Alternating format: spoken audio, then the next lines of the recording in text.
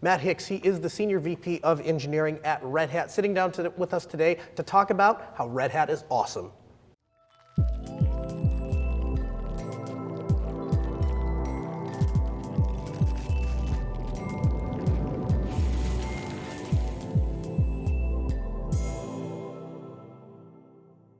Matt, thanks so much for taking the time to sit down with us and chat about Red Hat. Obviously, we're huge fans of you and the work that you guys are doing at Red Hat. One of the things I respect most about Red Hat is it's a company that eats its own dog food. You guys eat, live, and breathe open source, but I'm curious, as Red Hat has continued to expand its portfolio and you guys continue to develop new products and services, has it been difficult to maintain that open source philosophy? I don't think it's been difficult to keep the passion that's there. Okay. It's like you said, and I've been at Red Hat for a long time. We love it. That's what we do. That's the mission for us. But you can't apply it the same way. Like what was successful in Linux is different than the technique successful in middleware. It's different than what makes it successful in Kubernetes. But that's sort of the fun of it. If like all open source isn't created equal, we get to apply that art to really trying to work with the communities instead of apply the same pattern all the time.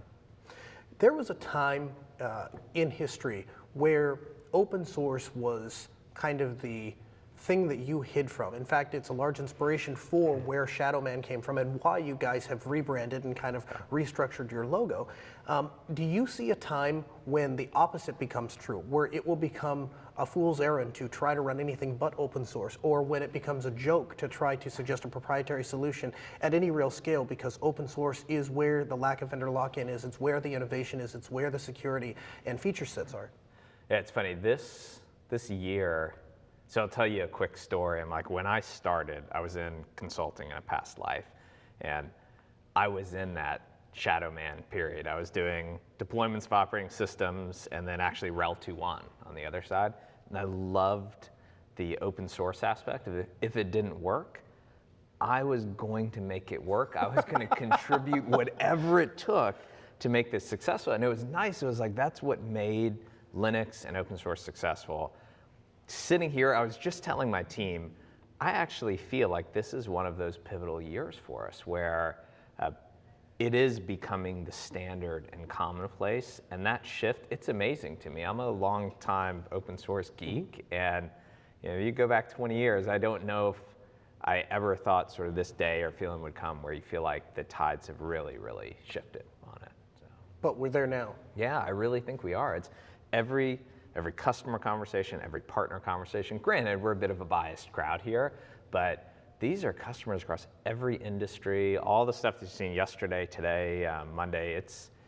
It is amazing how accepted it is now and really becoming the foundation for the future. It's interesting because your customers, they don't have software values. Your customers just want solutions. Mm-hmm. If I'm a company ABC and I make widgets, I don't really care what the value of, what the moral value of the software is. That I don't get hung up on that stuff. Yeah. I just want a software company that's going to meet my needs. Yeah. But what I'm hearing you say is that these companies, even though they're essentially driven mostly by bottom line, at the same time they've come to see the real value in open source, and they've started to associate a dollar value with our open source ideals. Yeah, and the thing I've loved, two stories I'd highlight, HCA and Boston Children's, where when I watched their stories today, which HCA, it was the fight sepsis, and can we get a 5-minute head start to treating it? And their mission isn't change the world through open source, it's get the minutes, it's gonna save another life. Or Boston Children's, it is an amazing story on how do you actually take medical, like highly trained doctors in radiology, but start using technology to catch things that they wouldn't catch. Wow. And again, their mission is like, save the life of a child through it. And there's a lot of overlap, I think, in the passion that's there. And it's inspiring to me. Like, I love going to Summit. I bet. And you have like the things I love about open source, but then you get to see how customers are applying it to their missions. And I think those are the customers you really see that commonality with, even though they're in healthcare and we are in software, but there is a lot of overlap in the outcomes we're trying to drive. And you start to see where that really affects human life. Yeah, That's no, awesome. It's great. One of the things that I see in the BSDs is a huge focus on jails. And obviously, if you're paying attention to the IT infrastructure, you're watching this rise of containerization. I'm curious, does Red Hat ever look at including things like Linux vServer, patch set as another offering for businesses specifically looking for more process isolation? It's tough. So I think anytime you get into the Linux area of this technique or this tool or in regards to security, generally I think the rule is we've probably looked at everything that's out there. I think the actual constraint, whether you're trying to constrain resources or process isolation or those things, that's one of the most important areas right now with Kubernetes. And there's so many different security layers. So we're constantly looking, whether it's SecComp filters or those things, of how you can just add the right layer that doesn't reduce the experience for it, but it improves that, like just one more isolation, one more layer of security so that customers can count on it. But specifically, I don't know if I'd comment on any one thing, but generally it's like, we look at all of them and try to find the balance is the tricky part, right? How do you get the right technology but not move the experience backwards? I have asserted for a long time that obviously I think that Linux is a much more secure operating system to its proprietary alternatives. And a common argument against that is, well, Linux, particularly especially on the desktop, maybe isn't as prolific as Windows or Mac OS, and so therefore Windows or Mac OS are more targeted. But my counter to that has always been that there are design philosophies inside of Linux and security implementations inside of Linux, SC Linux, namespaces, C groups, right, that keep us ahead on the security front. I'm curious, what is the next evolution of security on Linux? Where does Linux go from here? What's the next thing coming? It's tough. I think for Red Hat, separate from security and Linux in general, for us, it is, if you're a typical IT customer right now and you go and you listen to all the things Red Hat has, OpenShift, RHEL 8, and you start applying these, there's a good chance that you're running 10 layers of software that you don't understand. And so for us, it's how do we take the knowledge that we have, because we do know the software, we know the latest security tool or technique that are just letters to a customer, and how do we apply that in their environment? So whether it's insights or the connected work that you're seeing in OpenShift, our next goal and push is, can we make this more approachable to customers so that they're not turning SE Linux off, it's there in the box, or applying that CVE update, they trust us enough to say, just do it automatically. And then some of the demos actually yesterday on not just keeping OpenShift updated, but then saying, okay, I'm running SQL Server from Microsoft, and Microsoft's going to do those updates. Can we get them maintaining that stack? And so that, I think, that's probably the next impactful challenge for us, is can we get customers consuming all of this without impacting their business? That'll be really powerful, because then it lets us chase the next cool tools without having to educate the world on what they do. Absolutely. If you're living under a rock, maybe you haven't noticed, but most of us that are in this community have seen the rise of vulnerabilities that have cropped up in Intel processors and whatnot. I'm curious, do you think that has an effect on open hardware designs, and what is Red Hat doing to kind of lead that charge to get people to look at open hardware? Yeah, obviously we're passionate about open source, and we're passionate about that process applied to more things than just software, right? In terms of how we work as a company. So obviously we love the open hardware side. It's just it's an inspiring thing to watch, to see that. I also spend a lot of time with customers on side channel checks and those things. Not a lot of customers understand the impact to those. So there's a lot of fear just in the unknown that we can help take away from customers as well. And we talked a little bit about it today, of just helping them know, like, whether it's a performance impact or what servers are at risk or what servers you really don't have to worry about. That's the other area, because some of these challenges, they are scary, or they do have impact. Other ones sound really scary, but they can be remediated. Getting customers over that hump so they can just make a good decision is, I think, equally critical to even changing the designs and approach. A lot of technologies are rapid moving and they're coming very quickly. And I'm curious, what is Red Hat doing to take advantage or to position itself to take advantage of things like InfiniBand or PCIe Fabric? Yeah, it's so we live in two worlds right now where there is application innovation, whether it's customers directly or ISVs or the next open source project, and then there's hardware innovation. And honestly, like both of them are moving at this light speed pace. And so our goal, whether it's GPUs or InfiniBand in these areas, is can we bring that innovation into RHEL? That's if you look at like what connects that to the world, it's Red Hat Enterprise Linux. Then when we talk about can we actually make that useful for the next application? Because having a fast network backplane, if you don't see that in dollars and cents or in minutes saved in lives or analysis on brain scans, it doesn't matter as much. And so that's really that connection of you'll see RHEL touching the metal and hardware, bringing that capability to life, and then bringing it to OpenShift to try to get that application difference. But I love it like that. It's so much fun to see. It is exciting. Two worlds, they're moving as fast as I have ever seen them in this industry, and there's a lot of connectivity between the two, which is it's fun. Talk a little bit about what Red Hat is doing to position itself to take advantage of machine learning. Yeah, so machine learning, in fact, the whole day today, Chris Wright's demo, you saw, or well, I'll call it the AI spectrum. Yes. Because machine learning is certainly a great pattern in there.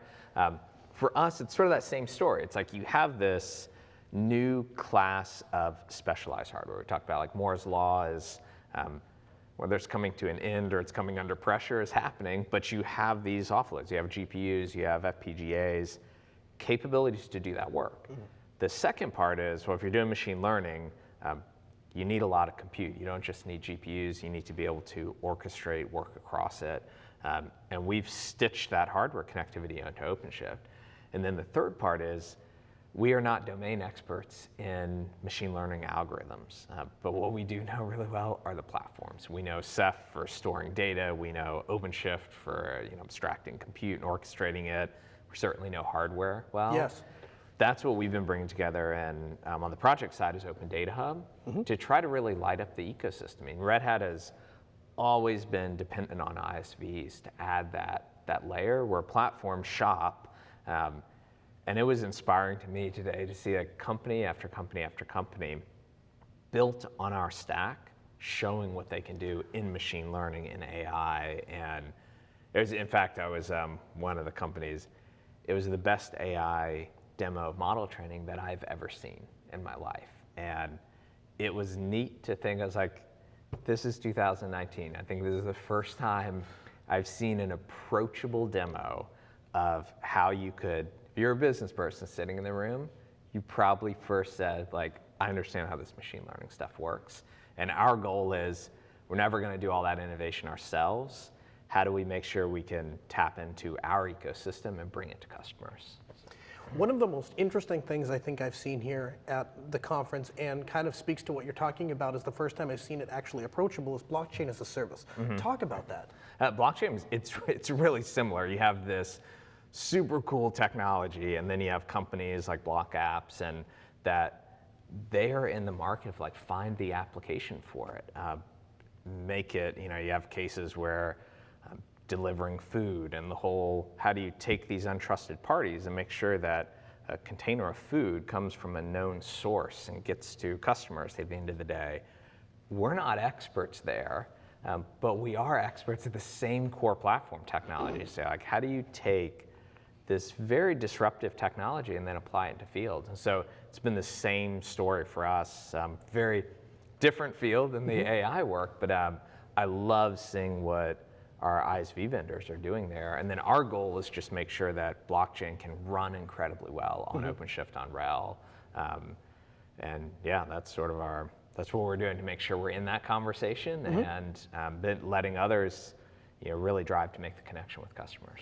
You talked a lot about when before it was popular, before it was cool to be an open source, you were an open source. Yeah. If you could, tell me a little bit more about that. How did you get into Linux? Was it one of those things where you started playing with it on the desktop and then went, oh, there's real potential here? Or were you working in IT at the time and said, hey, this is a different way to run a server? So for me personally, it was the really early days of Linux. It was Caldera and then Red Hat Linux, just on the understand how the software works. And it was great. I could boot an operating system and build my own kernel and then go look and see how it all worked and write my own kernel driver and play around. And I loved the aspect of learning how that work was done and just being able to see it and the accessibility. And that led into, I always became the Linux guy, whether I lived a life in consulting and I was the one that was going to make Red Hat Enterprise Linux 2.1 at the time. I was going to make it work. It didn't matter how many unbillable hours I was spending in my own time. And then that passion led into software development roles where I was always going to be the one that kept us working on Linux. And then eventually that led me to Red Hat. And it's just been that personal impact that it had on me of learning software, seeing how it could be done better. But I've loved every aspect of that, and it's just sort of led into my career with it. You and I are cut from the same cloth because I can hear a lot of my own story coming out in what you're talking about. Just being that person that wants to say, I will do whatever it takes to get them on this platform, because at the end of the day, I believe that this is a better place for us all to be. I believe the world would be a better place if we were all on an open source platform. I'm curious, what got you hired by Red Hat? How did you go from saying, I want to use this product, I want to get other people to use this product, to I want to go work for the company that makes this product? Yeah, it's interesting. Even going back to, I've always flipped between IT roles and software engineering roles, and then IT roles. And at that time, Red Hat was growing quite a bit. I started, it's almost 14 years ago. Wow. Red Hat was around 800 people, and I'd been doing software engineering. And I wanted to shift back into the IT side. That was my application of like, you can do theory and then you switch to application of it. And so I jumped into Red Hat IT, and you really got to see not only the things I loved about the development of Linux, but then having it applied in practice in IT. And obviously I run engineering now, so then I switched back a few years later into the engineering side, but that really was the pull. That was my link into Red Hat, and I've loved every minute that I've spent in the company. So, well, Matt, thank you so much for taking the time to be here. I really appreciate your passion, what you do for Red Hat, and we hope that you'll come back on the show soon. Hey, thanks for being here. Appreciate it.